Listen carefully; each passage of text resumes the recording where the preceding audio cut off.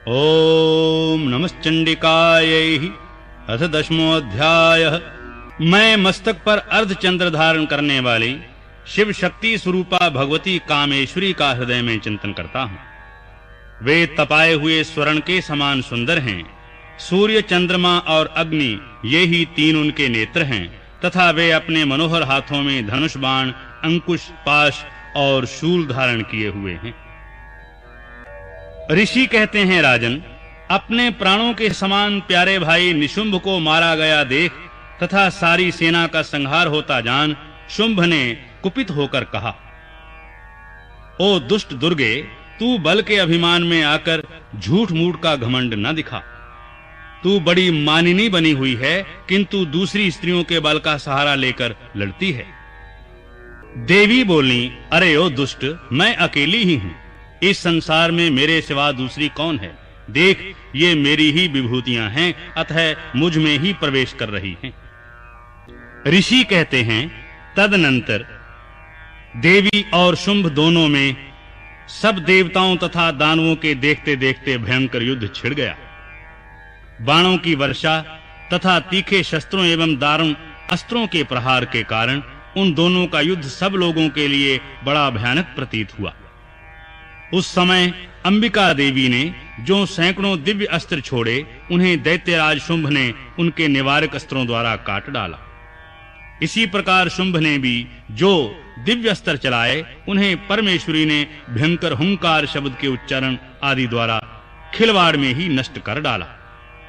तब उस असुर ने सैकड़ों बाणों से देवी को आच्छादित कर दिया। यह देख क्रोध में भरी हुई उस देवी ने भी बाण मारकर उसका धनुष काट डाला। धनुष कट जाने पर फिर दैत्यराज ने शक्ति हाथ में उठा ली, किंतु देवी ने चक्र से उसके हाथ की शक्ति को भी नष्ट कर दिया। तत्पश्चात दैत्यों के स्वामी शुंभ ने 100 चांद वाली चमकती हुई ढाल और तलवार हाथ में ले उस समय देवी पर धावा बोल दिया। उसके आते ही चंडिका ने अपने धनुष से छोड़े हुए तीखे बाणों द्वारा उसकी सूर्य किरणों के समान उज्जवल ढाल और तलवार को तुरंत काट दिया। फिर उस दैत्य के घोड़े और सारथी मारे गए।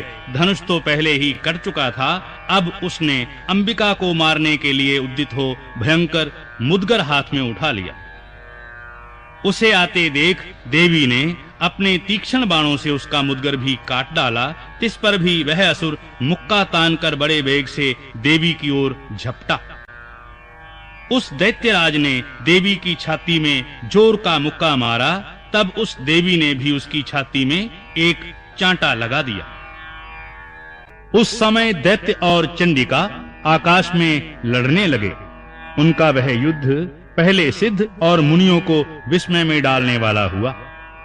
फिर अंबिका ने शुंभ के साथ बहुत देर तक युद्ध करने के पश्चात उसे उठाकर घुमाया और पृथ्वी पर पटक दिया। पटके जाने पर पृथ्वी पर आने के बाद वह दुष्टात्मा दैत्य पुनः चंडिका का वध करने के लिए उनकी ओर बड़े वेग से दौड़ा। तब समस्त दैत्यों के राजा शुंभ को अपनी ओर आते देख देवी ने त्रिशूल से उसकी छाती छेदकर उसे पृथ्वी पर गिरा दिया।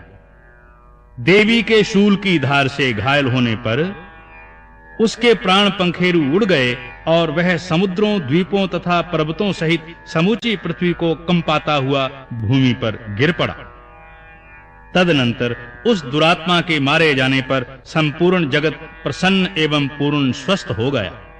आकाश स्वस्थ दिखाई देने लगा। पहले से जो उत्पात सूचक मेघ और उल्कापात होते थे, वे सब शांत हो गए तथा उस दैत्य के मारे जाने पर नदियां भी ठीक मार्ग से बहने लगीं। उस समय शुंभ की मृत्यु के बाद संपूर्ण देवताओं को हृदय हर्ष से भर गया और गंधर्वगण मधुर गीत गाने लगे। दूसरे गंधर्व बाजे बजाने लगे और अप्सराएं नृत्य करने लगीं। पवित्र वायु बहने लगी।